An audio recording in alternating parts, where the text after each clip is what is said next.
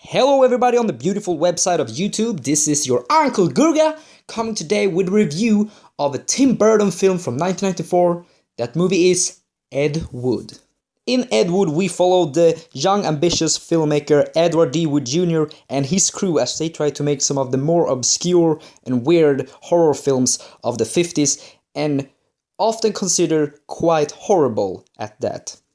Now this is a movie that I have procrastinated for quite a long time and I don't really know why, because this always looked like one of the more interesting Tim Burton films and it's always been praised like one of the best, if not the best Tim Burton film.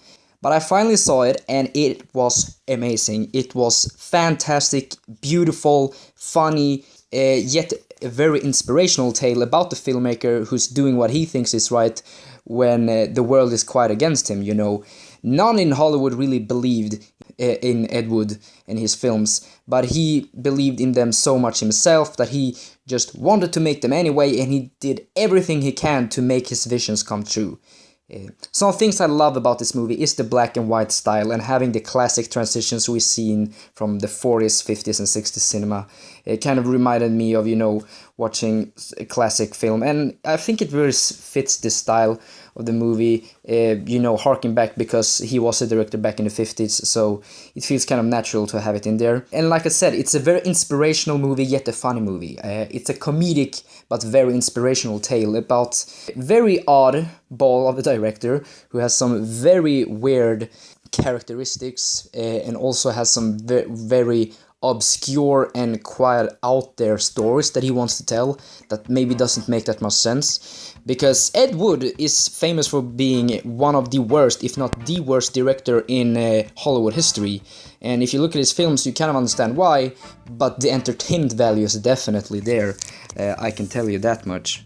Performance wise this movie was out fucking standing. I mean, Johnny Depp, holy shit, I'm surprised Johnny Depp was not nominated for this movie. This is maybe my favorite performance by his, and I'm not joking. He was amazing in this film because he was kind of Looney Tune out there, you know. He's a very funny guy in the like unintentional way, and he's very out there with what he believes, and he's kind of jolly and happy, but at the same time he's just such an inspirational character. He's kind of like Forrest Gump, or however, this character is not really retarded per se, but he definitely feels like a Forrest Gump character who's just doing what he thinks is right and doing things his own way.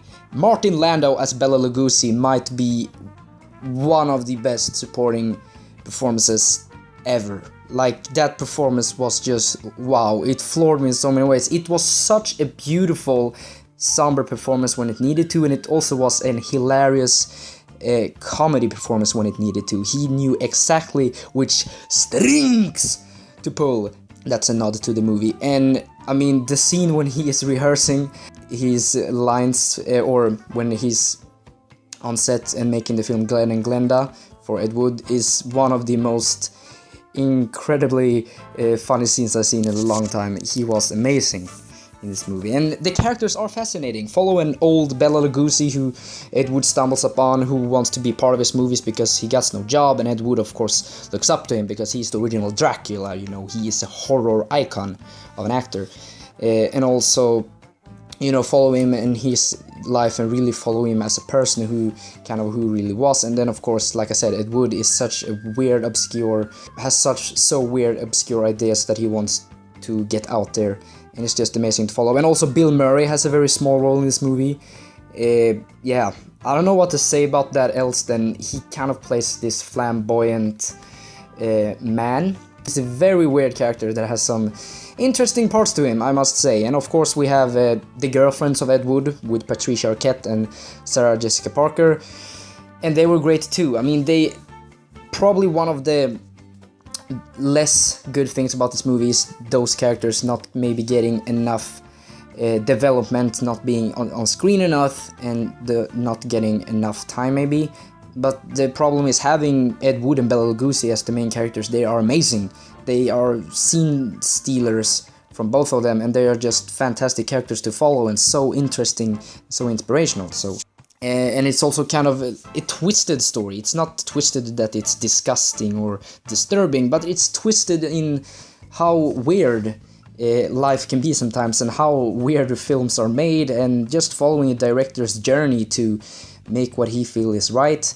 Then again, we don't really know how much of this is true. I really hope most of it is true though, because it felt like it definitely could happen, most of the things in this film, and it was so inspirational, like I said. And it's a very heartwarming film at the same time you know. I think this is kind of, it's a very feel-good film, actually, which I'm not the one who loves feel-good films. I really love the more dark, depressing endings or bittersweet endings, but this movie really left on a kind of positive note, you know. It really felt like a heartwarming tale that's inspirational, funny. Then again, it's very somber and dramatic when it needs to, because it's a real-life events happening in this movie, but fantastic movie, I must say.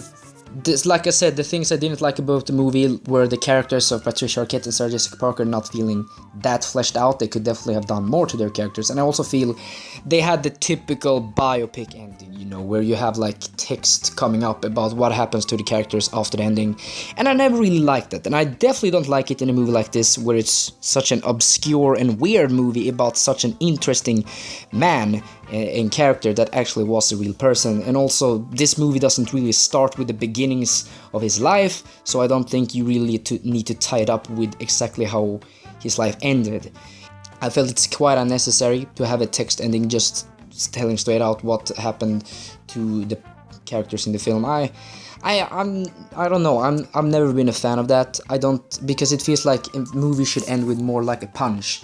It doesn't have the punch when it ends in that way, and that's probably like the biggest complaint I have about this movie. Otherwise, this movie blew me away. It floored me because it was such, like I said, heartwarming. It was quite dramatic and somber, but it was such a funny comedy throughout, with real-life characters doing real-life things, those things being quite weird, doing some obscure movies, doing some questionable filmmaking. I mean, it's just a fascinating story from start to finish. Burton as his best, depicting a comedic, fascinating story of an inspirational filmmaker and all the ones who believed in him. In the end, I'm going to give Ed Wood a rate of a 9 out of 10. I thought this movie was fantastic. This is definitely one I need to have on my Blu-ray shelf. I don't own it on Blu-ray yet, but this is definitely one I need to pick up, because yeah, I think people are not exaggerating. This might be Tim Burton's best film. If you enjoyed the video, the review I had here on display, please leave a like and a nice comment. Subscribe if you want more of my content, and thank you for watching. Bye bye.